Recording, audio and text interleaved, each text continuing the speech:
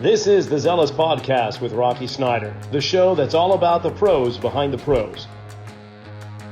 Welcome to the Zelos Podcast. Rocky Snyder with Mike Boyle. And if you are not familiar with Mike, then you're probably just new to the industry because Mike's been one of the leaders in the industry for so long. He has a great resume behind him, and he has got an amazing facility in Woburn, Massachusetts. Now, the ironic thing is Mike lives in my hometown, Reading, Massachusetts, and not far away from where I grew up. And the way we pronounce Woburn is Woburn.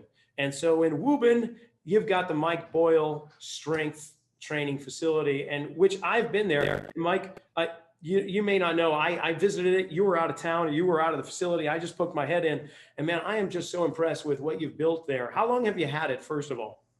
Well, that particular facility is about 12 years old. So we've been there since 2008. We've been in business for 23 or 24 years. We've actually been in really 4 locations, primarily 3, but we were in Winchester for, I think, 10 years prior. And then we were actually in Burlington for a bit. You would remember the old Tennis 128 building was kind of where it started.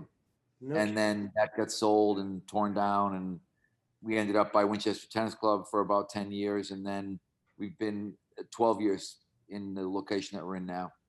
Now, before that, though, you were strength conditioning coach for BU hockey as well as the Boston Bruins. What other kind of history or accolades brought you to basically where you are now? Well, there's a lot of overlap because when we were starting out, and you know this because you're a generation younger than I am, but you're still. You're a handsome man. Thank you. That's nice. It's true, on both accounts. But it was my Bruins thing was part-time. I was at BU and I was working for the Bruins both at the same time because neither one of them was paying me, a full-time salary, a living wage by any stretch of the imagination. So in the 90s, and it was an amazing experience because obviously you're a Boston guy. I got to work with, Ray Bourque and Cam Neely, and I get to meet all the old time Bruins that I grew up watching, as a kid. I got to meet Jerry Cheevers and Don Marcotte and Kenny Hodge, all these guys. So that was a pretty cool experience. In 2012, 2013, I worked for the Red Sox, and that was also a really cool experience because I got to win a World Series, which was awesome, and be in the dugout for a World Series win, which is something that you don't get to do in every career. There's some guys I know who've spent.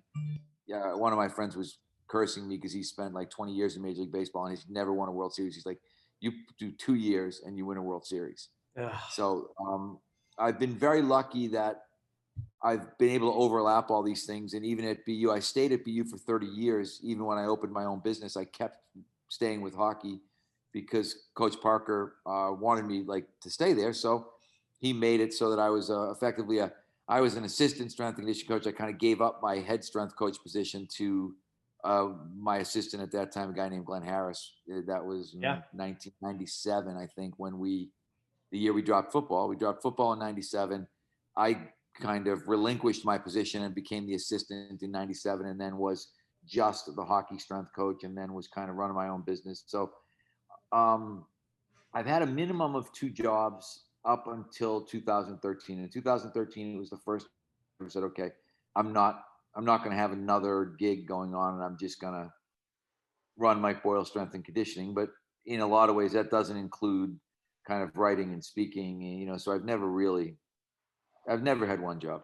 Yeah, you're always on the go. Okay, so you tell me about the World Series, which fantastic.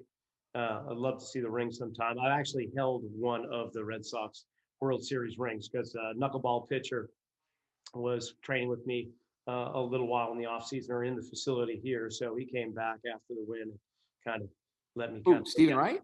Yeah. Stephen. Yeah. Oh yeah. Stephen trained with me for a while too after he got hurt.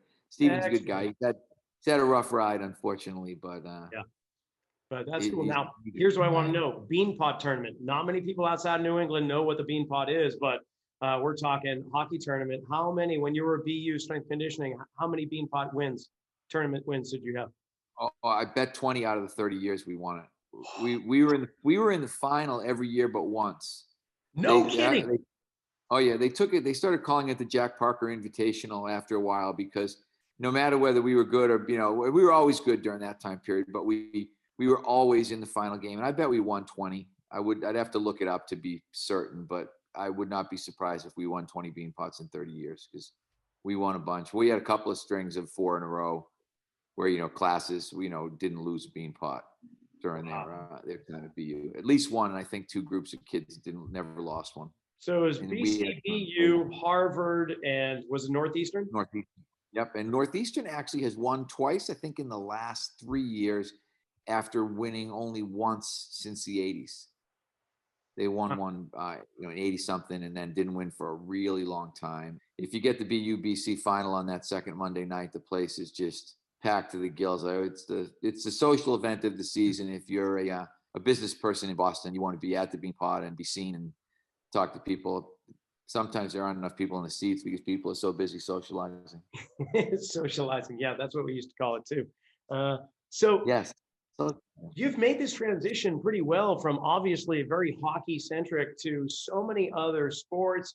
Of course, in your facility, you get a lot of the pros and the aspiring athletes coming in, and not just with, of course, Bruins, but you've got Red Sox, potentially Celtics. I'm not sure if you had any Celtics players train with you. I wouldn't be surprised if you did. Of course, Patriots are there.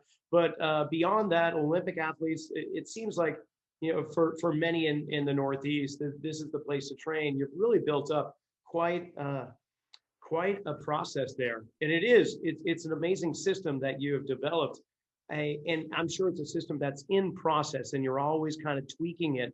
And I'm curious, what are some of the tweaks that you've recently made with conditioning and with your facility? Are there any standouts? Well, the big standout is just the COVID adaptations that we've had to make. We've had to move to what we would call a pod system. I was in there. I had a lacrosse player actually from not far from you, from I think Appleton, which is near Palo Alto, near Stanford. Yeah.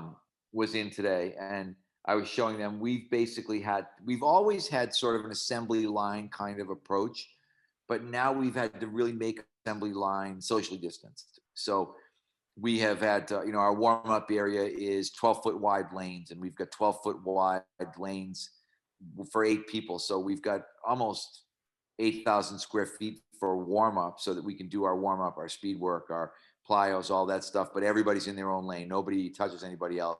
The weight room is basically 24 14 by 14 pods that we've set up. So we've got 8 Olympic lifting stations and 8 kind of dumbbell stations, and then 8 racks. And we've had to establish even a more distinct rotation than we ever had to before. Before, we could kind of let people wander around a little bit. And now it's literally the definition of staying in your lane, like stay in your lane. You can't get out of your lane. You've got to, you've got to be able to follow this process. So that's been the biggest thing. But other things that we've changed, I think we've really changed our speed development program. I've been very heavily influenced by a guy named Tony Holler, who is was a high school track coach in Illinois, just retired last year. If I showed you a picture of Tony Holler, you'd say, no wonder you like him. He looks like you. He's 61 years old, balding with glasses. It's like, okay, my kind of guy. But he wrote an article that someone had sent me called Record, Rank, and Publish, and basically said that if you're trying to develop speed, but you're not timing your athletes, you're not going to develop speed. And it was a little bit of a head scratcher for me, because I was like, well, we sprint, we jump, we lift, we do all this stuff. But I can honestly say I was never happy with our speed results. I would say I was not unhappy, but I never thought like, oh my God, we're doing an unbelievable job. We're killing this. Gotcha. And so we started timing. And timing has become a huge part of what we're doing. So we time everybody twice a week in some type of flying 10-yard dash. And you use that as an assessment, like a metric or parameter to know what their volume intensity should be? This is what's interesting, is that I think what we've done with sprinting is we've undervalued sprinting as an actual training tool. I think we saw sprinting as a test, something that we do to measure, like you said, where are we? But I don't think we've looked at the idea of moving consistently at 8 meters a second or in that neighborhood is a really powerful. I listened to your podcast with Anthony. When you think about gait and you think about movement, trying to get someone to move as fast as they can, we have found, and this has been my last year of talks, to be very self-organizational. It's like the act of sprinting teaches sprinting, because when someone sprints against the clock, they get very direct feedback. Was that good or bad? Right. And then if they try something else, they get very direct feedback. Was that better or worse? We're looking at, and it's one of the things that Tony Pollard had said was that his sprinters that play football lift, his sprinters that don't play football don't lift. He said, I don't think lifting has a lot to do with getting faster. And that, all of this stuff was very thought provoking for me, because I when I went back and created a presentation, one of the things I did is I talked about like Carl Lewis and Ben Johnson. One guy, Johnson, an avid weightlifter and a steroid guy, and everybody talked about his lifts, 600 something squat, 365 bench press, blah, blah, blah. Lewis, kind of disdainful of the weight room, and never spoke at all at length about the weight room or about what his lifts were or how he did. And yet they were almost identical sprinters in terms of time. They dominated the races and were within hundredths of a second of each other almost every race they were in. And I said, the common denominator there is sprinting. Yeah. So you had one guy who wasn't a big weightlifter, one guy who was a big weightlifter. So obviously the strength coaches in us all became kind of Ben Johnson, Charlie Francis guys. Like, that's the way to do it. It was confirmation bias. It made it agreed with what we did. But I started to look at that and think, wow, maybe that's not the answer that we thought it was. And maybe sprinting is the real answer. So we've made sprinting a really central part of what we're doing. So that's another really significant change. The other thing, and then he said conditioning, we're doing a lot less conditioning. Because again, the kids, we're seeing a lot of high school, middle school kids who are really overscheduled to begin with. We used to really be conditioning fanatics and, running shuttles and riding the bike and doing slide board and doing all this stuff, trying to get our kids in shape. But now, like, when I start looking at my son and his friends, they probably average 7 1-hour sessions a week of low intensity conditioning and or games, basically practice. When I look at my son, there's 2 hockey practices a week. There's 1 lacrosse practice a week. There's generally at least 1 lacrosse game. And there's generally 2 hockey games, in their fall kind of preparation season. Those kids don't need a lot of conditioning. Right. They probably need you to fill the top end with sprinting and maybe some 10-second interval stuff, some really high intensity stuff. But we've gotten away from the kind of older energy system approach of, hey, let's get these guys in shape. So those have been the 3 big changes. That's interesting. And you mentioned the Olympic lifts, and you've got your 8 stations in the pods and everything. And I understand the use and why we utilize Olympic lifting, that explosive vertical displacement, full body action, and the sprinting. Of course, now we've got, just like you mentioned, the gait mechanics at full bore, and they'll clean up themselves to some degree. But the thing that I've gotten away from, and the thing that I've really just really liked hearing you say is how you've also gotten away from a lot of the bilateral or sagittal plane biased movements. I mean, it all depends upon the athlete. Granted, if they're going to be a power lifter, then they need to do power lifts. And if they're going to be competitive in bodybuilding, then they need to do a bodybuilding program. But so many programs up until this point, probably I'd say maybe 5 to 10 years ago, were looking like bodybuilding programs and powerlifting programs. For any sport, we would just select a movement that kind of resembled what they were doing on a court or a pitch or ice or something. But you've recently said, we do a lot more unilateral training. And I'd like to talk about that a little bit. Like, you came out some time ago to the chagrin of others and you said, we don't squat. I don't have people squat. And I think people ran with that and to any degree they can, but I'd love to just talk about the concept of minimizing a parallel squat and the utilization of single leg or unilateral strength training. What do you got to say about that? One of the things, it's hard to imagine, but that statement was 2009. It was 11 years ago that I said, we're done squatting.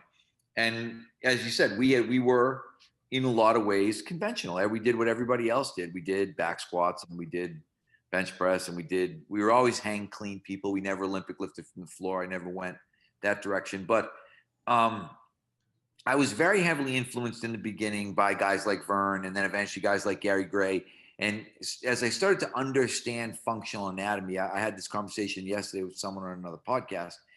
My idea of functional training is the application of what we know about functional anatomy to training. And what we know about functional anatomy tells us that things are very different in unilateral stance. And as I've studied this more, I think that bilateral stance actually probably makes you a worse athlete. If you look at, if bilateral training did what we think it did, and I've said this numerous times, there'd be a lot more power lifters in the Olympics, because we've become very strength focused, and we've got this idea that the more strength we have, the better we're going to be.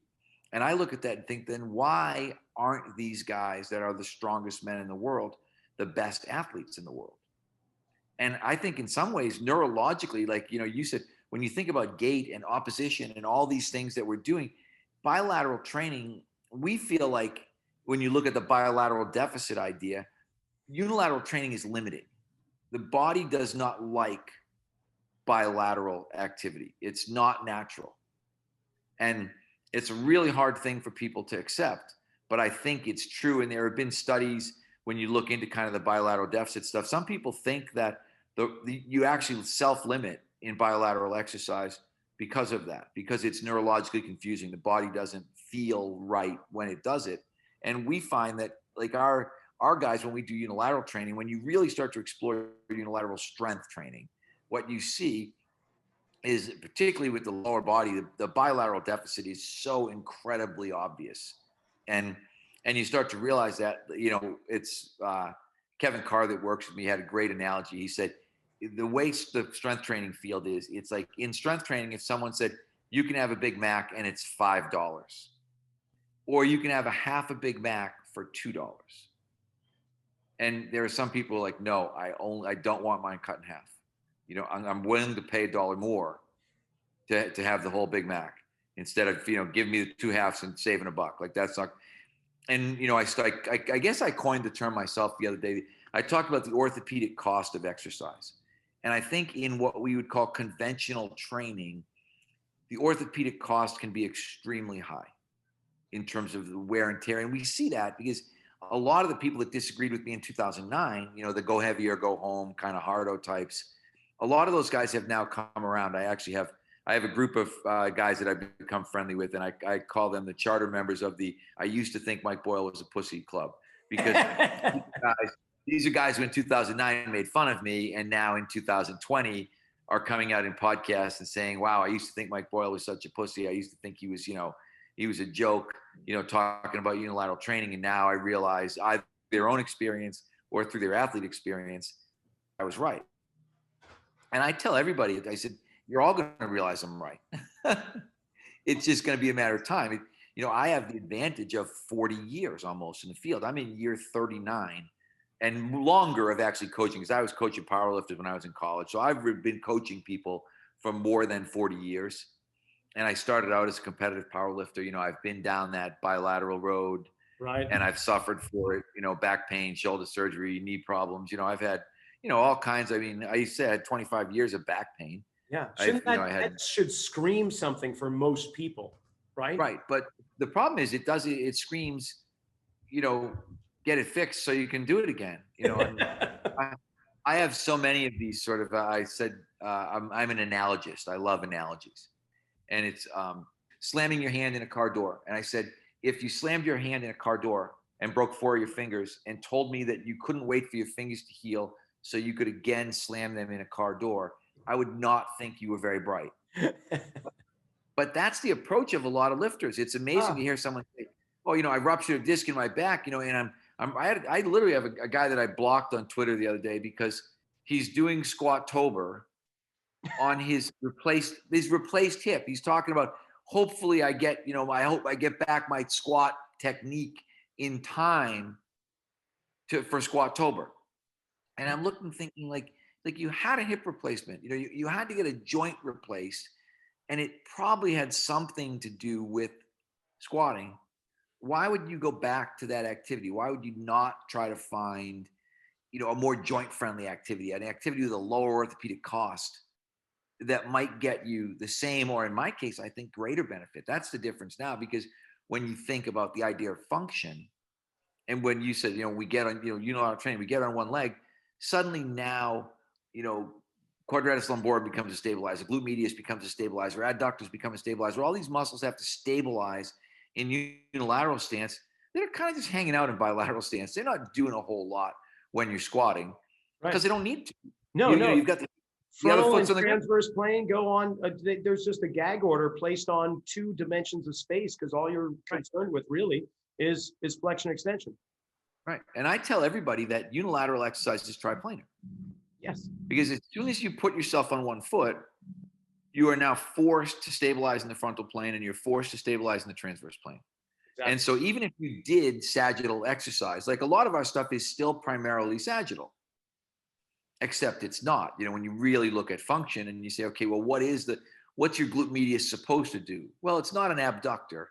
It's really a pelvic stabilizer. Its intention is to keep your pelvis at a certain height in unilateral stance. And it's going to be helped by your QL on the other side. So, you've kind of got like basically 2 hangers, one of them's pulling up, one of them's pulling down, the pelvis stays where it is. Yeah. That's the function of that muscle in frontal plane stability. When you think about hip rotators, and I always say, you think about glutes, I always talk about glutes and adductors. Adductors are internal rotators, glutes are external rotators. The neutralizing effect of an adductor acting, adductor magnus acting as extensor, glute max acting as extensor, is a net cancellation of the rotary forces, right? And so you go forward. But that's a triplanar activity because you've got something trying to pull you in one direction and something having to pull you in the opposite direction in order to make you go straight. These are kind of unique things that we don't see in a mechanical model like a car. No, and they're braking mechanisms, right? They're going to help in decelerating the forces when you go into pronation. So when we're talking about movement compared to single leg stance exercises, we're going to see, yes, they're stabilizers when you're balancing on one leg, but as soon as you put that body in motion, it is going to be all about reducing ground forces and then loading into that tissue to propel you to the next stage. Right. And I remember the old NASM stuff used to talk about, movers, stabilizers, neutralizers, and you've got to be able to look at something and think. So, you can, your glute medius would be a stabilizer, but your adductor magnus and your glute max would have neutralizer functions because they'd be canceling out their rotational moments so that you didn't run, in abduction. And then, so even in function, hamstring, I always thought, we're working on eccentric hamstring function because it's the same thing. The hamstring has a huge eccentric function during the swing phase. As I kind of show people like, what we would call like drum major running, where you're running and letting your legs kick out in front of you. I said, that's what you'd run like if your hamstrings didn't work. There you go. But you don't, because your hamstring acts as an eccentric, or if you listen to Franz Bosch, isometric, but in either way, it's a break. In the swing phase, you've got a muscle that's actually functioning again. It's a neutralizer. It's trying to prevent leg extension. You look at that and think, and people really, you get it because you understand function, but a lot of times you try to talk to people about this and they just kind of look at you with that sort of blank look like, huh? Well, I think that's because that's the way we were taught how muscles work from a concentric model. We were always looking at a hamstring that it's a hip extensor or a knee flexor because we were taught that's how muscle works, is through shortening. But through movement, it's so much more eccentric loading with a very short concentric component. So really, for me, like you say, a hamstring is going to decelerate forward leg swing. So we're talking about hip flexion and knee extension.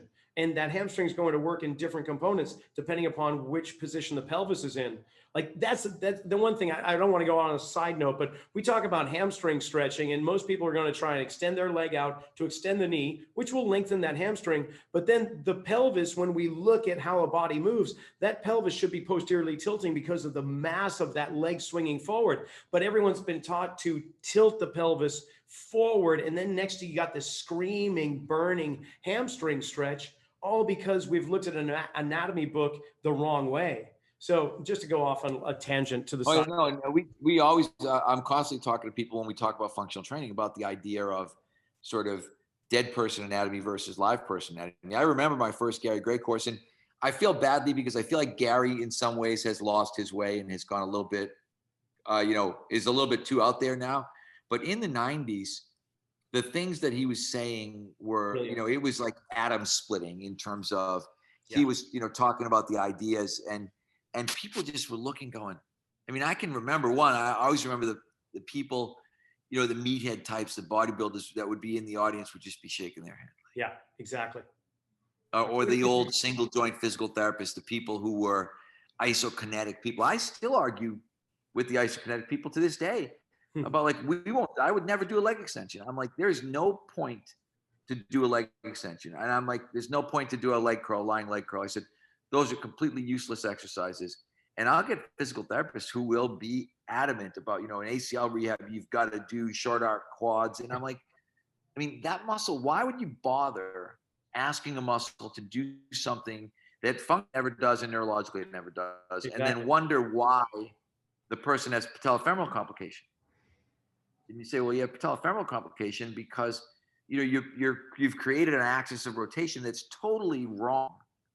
And I always say, you know, I have, like I said, I have all my standard cliches. I'm like, you know, the only guy who needs leg extension is a one-legged man in an ass kicking contest. You know what I mean? Like there's not a lot of times that would be functional. And I always say to people, like, how often do you think, you know, I'm going to kick my own ass? I'm going to kick myself in the ass. I'm going to, you know, I'm going to lay on the floor and try to kick myself in the butt. And you kind of look and think, probably never. Like, I don't think that. And you're like, right, exactly, never. Like that never happens. That muscle never does that. So there's absolutely no rational reason for you to do it. No. But The reason those people came that are about was just aesthetic purposes to build a muscle's hypertrophy for bodybuilding, right? exactly. It But the doesn't carry clingers, over to actual real world movements. Now, speaking of real world too, because I could freaking rage on that topic all day long with you, with mechanized PT and all that. But here's something that I don't think we talk enough about is the structural degradation in terms of structural integrity with every passing generation that walks into our training facilities. And how are we accommodating that? Meaning that we've got now COVID, obviously, so you got a lot of kids and adults that are online sitting on their asses and just for hours and hours a day while their body conforms and adapts to that environment. And then they think magically there's a reset button that's going to pull them back into proper alignment, and they're going to go to the gym and everything's going to work according to plan as the way that the exercise was designed to be performed. But most of the people that are coming in, because you're okay, you've been doing it for about 40, I've been doing it for about 30. Those people that we are training at the early onset of our careers were structurally more sound than most people that walk into our gyms today, including the top level athletes. And yet I believe personally, and I'll throw out a blanket statement, we load too soon for most people. They don't own the movement before most load is put on. And that just sends them into improper patterns, compensation, and you want to talk about an orthopedic bill or cost of that, that's going to send it to the ceiling. So I'm curious, how are you addressing that? well, I think one, you know, we always like with our kids, when we have our kids in the gym, I always tell our coaches, I don't care if these kids get strong. I care if they know how to lift. So we definitely don't load too soon. If anything, the criticism of us with our athletes is too conservative. Yeah, I said, so with our adults, you know, we used to always say body weight before external resistance, but I've modified that to the point of body weight, lower body exercise before external resistance, and external resistance, upper body exercise before body weight exercise. So if you look at it and think most of our adults are not capable of a push-up or a chin-up, but they're very capable of a body weight squat or a body weight split squat or a reaching one leg straight leg deadlift type of motion. So we've, again, you know, we are low loaders. We're the criticism of us, like I said, is that we're too conservative. We don't push people hard enough, that kind of thing. But as you said, most people that you look at are not ready. And most adults, like I look at most adults and think they should probably never do conventional strength training. Our adults don't bench press. We do not do a barbell bench press ever with our adults. No one squats with a bar on their back.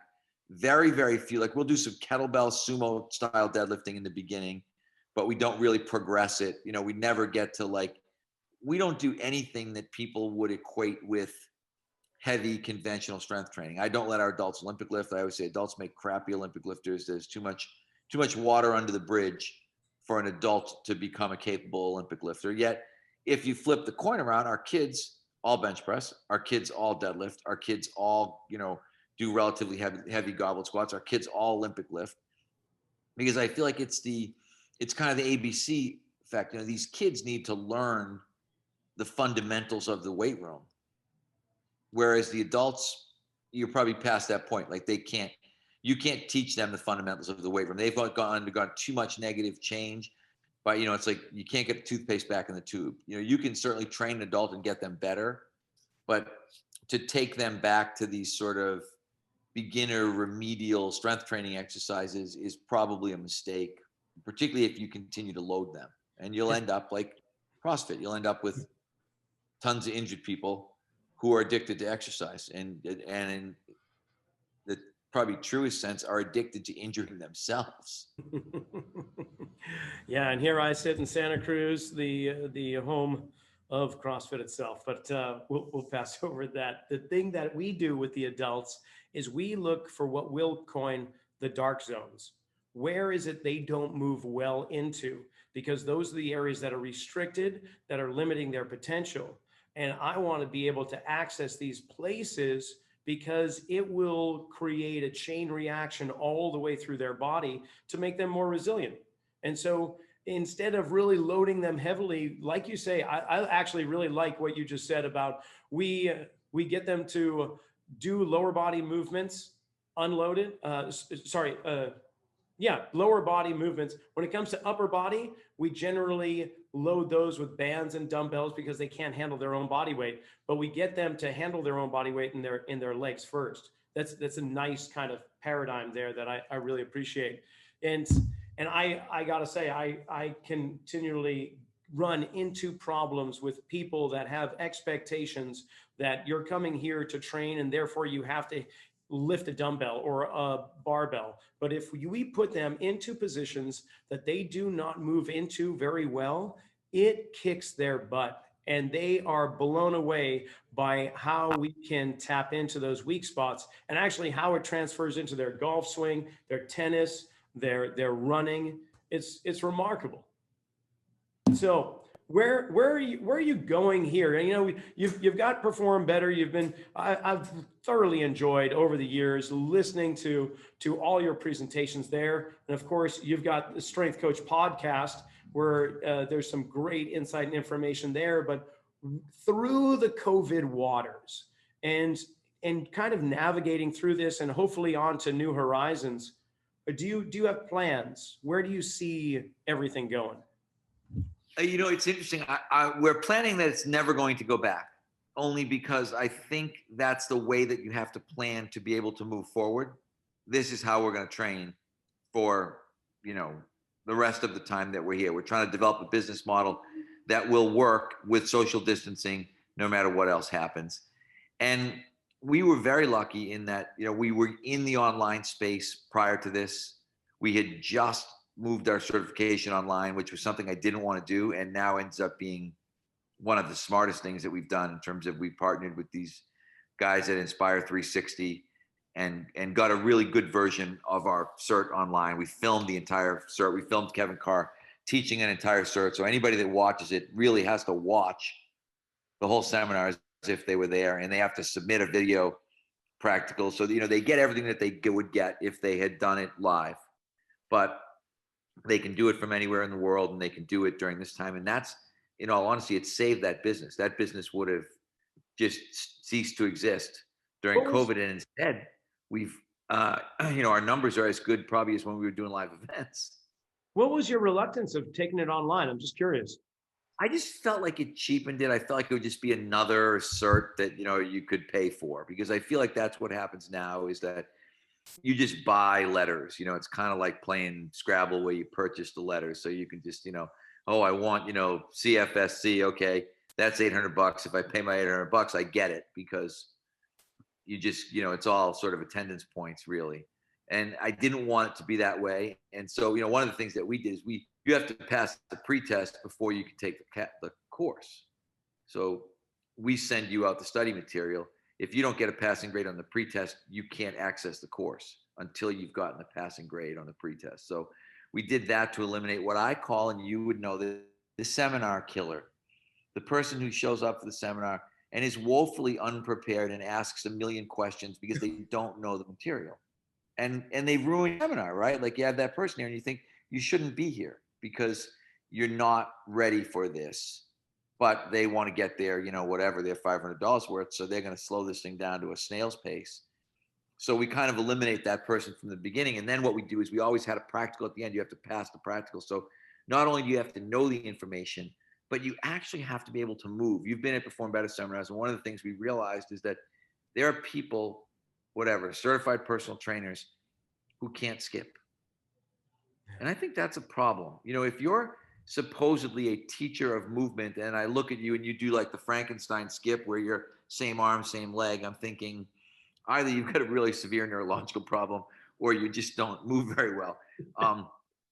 In either case, I don't want you teaching my athletes when you can't skip. And we teach like skipping and crossover skipping and a lot of this stuff. And you look, and I mean, it looks like a Chinese arithmetic class with some of these people trying to figure out how to skip and side skip and crossover skip. And, and we're trying to teach hopping and jumping. And I mean, but we want these people, like, you got to be able to do it. If you can't do it, you can't teach it. Or I won't say you can't teach it because I've kind of railed against that in my own world, but it's going to be much harder if you're not at least an effective demonstrator. I don't think you have to be strong. I always say that. I think, I don't look the part anymore. I'm not the type of guy that you look at and go, oh, wow, he's a strength coach. That might be last on the list of professions. If I get, if we played What's My Line and I stood there in front of people, there's no chance that anybody's going with strength coach for me. Well, I'm aspiring to look just like you later in life there in that 5 or 10 year gap that we have between us. I got the glasses. I'm just not wearing them right now. And the haircut's coming along pretty well, at least on the top here. So yeah, I got you. Yeah. All you got to do is cut it all off. That's the key. Once you do it, you'll be liberated. You'll never want hair again. And whenever people say to me about getting hair transplants, I'm like, who the hell would want hair? It's absolutely the most overrated accessory in the history of men. Pain in the ass. And so yep. you've got an amazing internship program in your facility. And aside from the certifications that you have, how does that work for like the listening audience that are maybe not even in the Northeast, but maybe willing to travel there and they want to apply to be an intern? How would that work for getting over to Woburn? Well, it's interesting. Ours is always different than everybody else's. One, they have to go online and apply, which everybody does. But the big thing with us is you have to send a video. Because the thing that I realized after a couple of years of doing this was that on occasion, we purchased a few potted plants, but they weren't going to make very good coaches. And it was because they looked really good on paper. They had great resumes. They did great in school. They were really smart, but they weren't capable of coaching anybody. So then after we had a couple of these just total disasters where people showed up and, obviously the person who's selecting the interns always said, but you should see their resume. Their recommendations were unbelievable. Their resume was unbelievable. And I started to think, okay, one thing we have to realize from a collegiate standpoint is we can't trust resumes and we can't trust recommendations. I always feel like if your teachers really liked you, you're probably not my ideal intern. Because the best ones I've had, sometimes one of the best female interns I ever had, her teachers literally said to me, she was a Springfield College girl, and her teacher said, I don't know, she doesn't like school very much. She needs to do an internship. I don't know if you're going to like her. She worked her ass off. She came from a family, that had done construction, and she was a worker. And she was a great coach. She just wasn't good in school. And I started to realize, okay, I don't need people that are good in school. I need people that are good with people. And so now it's a video. You have to explain on video why you want to be an intern at Mike Boyle Strength and Conditioning. And you'd better project some personality, because if you don't, you won't get the internship. If I get this monotone, I want to be an intern at Mike Boyle Strength and Conditioning because I really like working out and I have really big muscles and I can bench press 300 pounds. You're like, that guy's, he gets deleted. Everything gets, his file, his video, everything gets deleted. But if he had one girl, who literally jumped out of a box. Like the video started, with pointing at like this big carton, and she came like springing out of the carton. I was like, okay, she's in. I don't know where. I've asked her like, where's she from? Where'd she go to school? Was she a phys ed major? What was she? I said, but I want the girl that came out of the box, because if you look at that and think, this is someone who's bright, creative, energetic, and that's what we need in our field. I always say to people, and I've said that it gets to be cliche with me, but I always say I can make you smarter, but I can't make you nicer.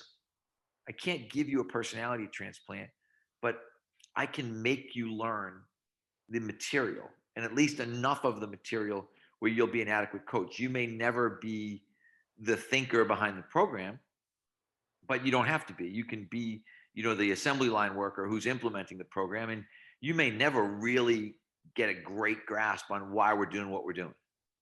That's great. Because I feel the same way when people come in with certifications and resumes. That first tells me, okay, just enough to be dangerous to the people that are here, right? And irritating. It is. And I don't really care what you know, because you're going to learn what it is I want you to know. And if you happen to have some of that information, great, but you better be able to motivate, stimulate, and get people to do things that they may not want to do, first of all, or maybe they do, but you got to make them do it better. So the coaches that stand out are never the ones that came in necessarily with the 4.0 and the gleaming resume.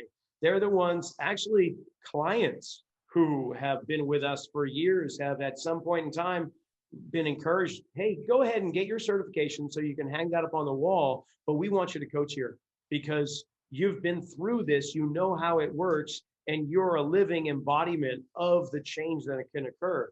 And we want you to be a symbol of that here too. So have you had clients yourself that have turned around and become? We do. We have a couple that are working for us right now. I mean, we have one woman who is a legitimate genius. I mean, the MIT grad, has founded her own company and is working for us now because she loves the fitness field. And, she's awesome, but, it's, sometimes I feel bad, but she loves it. So yeah, we've definitely had people like that. And sometimes with us, it's athletes too. Sometimes I'll have athletes and think, this is what you should be doing. When when your career is over, you're going to make a really good coach. And so, some of my first interns and coworkers and people like that were just our former athletes who had some inclination that they wanted to coach. And I sort of coerced them into coming and working with me in the business. So we've had a bunch of those too. So it's been very good. Very cool. I want to go back because I know we're not going to have that much time. When you talk about the unilateral stuff, I just want to mention there's a guy named Alex Natera, who is an Australian rules football coach, who did, and this is the stuff that we've been playing with this summer when you talk about things that are different, but they did some research. He was at, I think it's called Aspire, depending on how you choose to pronounce it, but they did research on looking at squatting versus single leg squatting. And in his research, so it's super interesting, two things. One, he started to look at what percentage of your body weight are you squatting when you actually single leg squat. And I don't know, have you read Range, David Epstein's new book, Range? Yes, I have. Okay. So in Range, he talks about the idea of undiscovered connections, right? That's one of the things that they highlight in the book. The undiscovered connection in unilateral training is that this guy goes to a study on pilots to try to determine how much weight is in your torso. Because when they were looking at seats, and being in the plane and that kind of stuff, they determined basically that I think it was 64% of your weight was torso. From your butt up, whatever was in the seat was 64% of your body weight on average. So that leaves you, 68, because it leaves you 32 for your lower body. 32% is your lower body, which means that each leg individually is 16%. So if you take 16% and 68, you get 84% of your body weight when you do a single leg squat. That's what you're going to single leg squat with. Gotcha. Not half of your body weight, but 84% of your body weight, right? So what they did with those numbers is they then looked at force plate numbers, and they realized that, so if you could do a body weight single leg squat, you were effectively a body weight back squatter. So, if I weigh 180, if I can do a single leg squat, that means I could squat 180. Gotcha. If I can squat 50% of my body weight, so if I can do a single leg squat with 90 pounds, whatever, dumbbells, chains, vest, whatever it is, I'm a double body weight squatter. If I can do 100% of my body weight in single leg squat, I'm a triple body weight squatter.